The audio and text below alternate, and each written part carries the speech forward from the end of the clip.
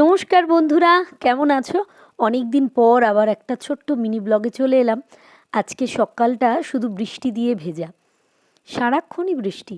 আর আমার কাজ হলো ঘরের বিভিন্ন বিভিন্ন জানলা থেকে বৃষ্টির বিভিন্ন বিভিন্ন যে রূপ দেখা যায় সেইটাকে একটু ক্যামেরায় তুলে রাখা।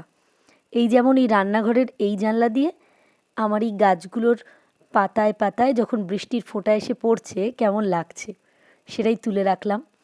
দুপুরে আজকে খেয়ে নিয়েছিলাম ধোসা, আর ধোসার সাথে গ্রিন চাটনি। এটা আমার বেশ ভালো লাগে খেতে। তো এই খাবারটা আজকে দুপুরবেলা খেলাম, কারণ আর বাড়িতে কেউ ছিল না, খাওয়া দাওয়া অন্য কিছু আর নতুন করে বানাইনি। তারপর বসে পড়লাম এই দুটো বই পড়তে আর তার একটা জার্নাল লিখতে।